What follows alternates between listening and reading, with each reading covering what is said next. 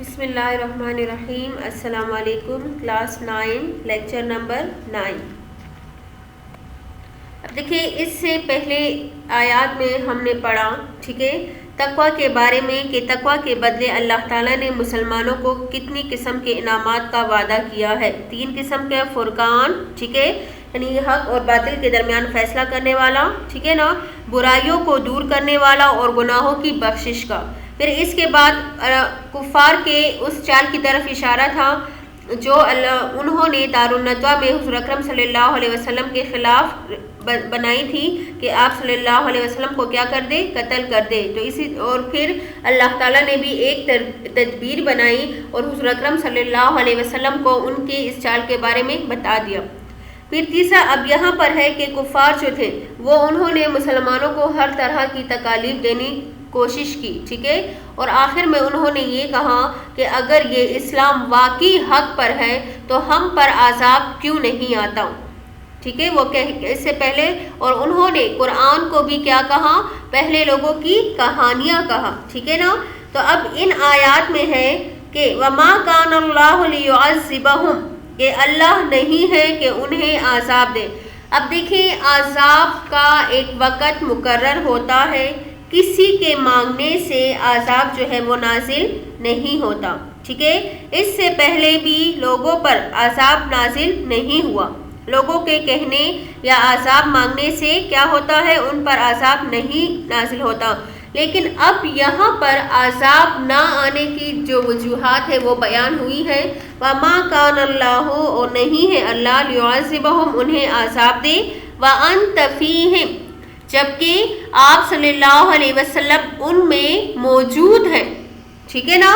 اب دیکھیں کہ وہ کیا ہے، پہلی وجہ کیا تھی کہ جہاں پر آپ صلی اللہ علیہ وسلم یا کوئی پیغمبر ہو تو وہاں پر اللہ کا عذاب نہیں آتا، پہلی وجہ۔ دوسری ہے وَمَا كَانَ اللَّهُ مُعَذِّبَهُمْ، اور نہیں ہے اللہ انہیں عذاب دینے والا، وَهُمْ يَسْتَغْفِرُونَ، جبکہ وہ بخشش مانگ رہے ہوں۔ بعض مسلمان جو تھے وہ تو ہجرت کر کے چلے گئے، لیکن کمزور مسلمان جو تھے وہ جنہوں نے ہجرت نہیں کی تو وہ وہاں پر جو تھے اللہ تعالیٰ سے بخشش کی دعا مانگ رہے تھے، تو ان کی وجہ سے بھی ان پر عذاب نازل نہیں ہوا۔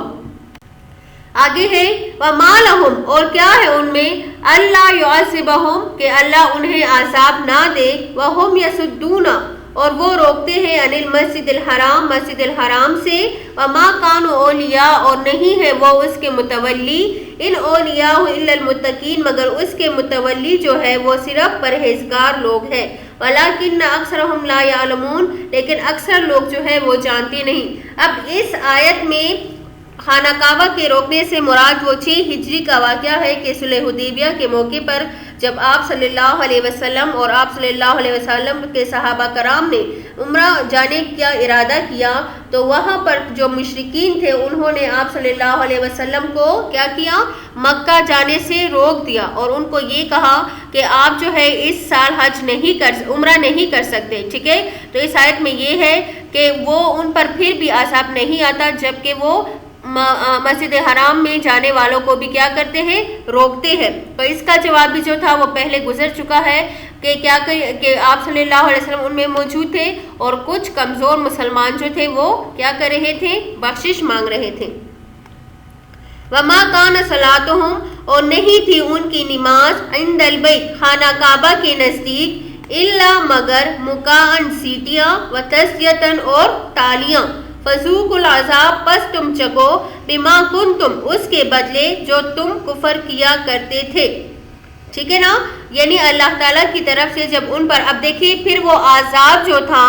ان پر غزوہ بدر کی صورت میں آیا کہ جب مسلمانوں نے اور نبی کریم صلی اللہ علیہ وسلم نے ہجرت کی ٹھیک ہے، تو غزوہ بدر میں وہ تمام سردار مارے گئے جنہوں نے دارالندوہ میں بیٹھ کر حضور اکرم صلی اللہ علیہ وسلم کو قتل کرنے کی سازش کی تھی۔ تو اس آیت میں بتایا جا رہا ہے کہ یہ ان اعمال کا بدلہ ہے کہ جو تم نے آگے بھیجا اور جو تم کیا کرتے تھے، کفر کیا کرتے تھے۔ آگے ہے ان الذین کفروا، بے شک وہ لوگ جنہوں نے کفر کیا، ینفقون، خرچ کرتے ہیں، اموالہم، اپنا مال، لیصدوا، تاکہ وہ روکے، عن سبیل اللہ، اللہ کے راستے سے، فسینفقونہا، اب وہ کریں گے، ٹھیک ہے نا، یعنی وہ اب اللہ تعالیٰ کے راستے میں جانے والوں کو کیا کرتے ہیں، روکتے ہیں، اس پر اپنا مال کیا کرتے ہیں، خرچ کرتے ہیں، لیکن ان کا یہ مال جو ہے وہ ان کے لیے وبال حسرت ہوگا، یعنی ان کا کوئی بھی فائدہ نہیں ہوگا۔ ثم تکون لکم، پھر ہوگا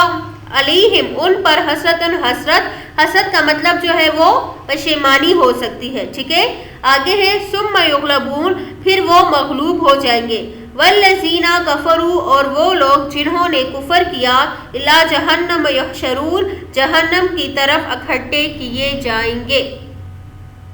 لیمیز اللہ الخبیث، تاکہ جدا کر دے اللہ گندے کو من الطیب، پاک سے، ٹھیک ہے، وَيَجْعَلَ الْخَبِيثَ، اور رکھ دے گندے کو، ٹھیک ہے، بَعْضَهُ عَلَى بَعْض، ایک دوسرے کے اوپر، ٹھیک ہے، اور رکھ دے کیا، گندے کو ایک دوسرے کے اوپر، فَيَرْكُمَهُ جَمِيعًا، پھر سب کو ایک جگہ ڈھیر کر دے، یعنی کفار و مشرکین کی بات ہو رہی ہے، فَيَجْعَلُهُ فِي جَهَنَّمَ، پھر ان سب کو جہنم میں ڈال دے، اولئک هم الخاسرون، یہی لوگ جو تھے وہ خسارہ پانے والے ہیں، خسارے کا مطلب ہے کہ نقصان اٹھانے والے ہیں، ٹھیک ہے۔ تو یہ آگے جو ہے خالی جگہ پر یثبتو، وہ قید کرے، اساطیر الاولین، پہلوں کی کہانیاں، مقان سیٹیاں، تسدیۃ تالیاں، فیرکمہ، وہ کیا کرے، جمع کرے۔ تو یہ الفاظ معنی بھی آپ لوگ یاد کریں، اور اس کے سوالات و جوابات جو ہے وہ آپ لوگ کو نوٹس میں مل جائیں گے، وہیں سے آپ لوگ یاد کر لیں۔ اس طرح آپ لوگ کا چوتھا رکوع بھی آج جو تھا وہ مکمل ہو گیا۔ والسلام، شکریہ۔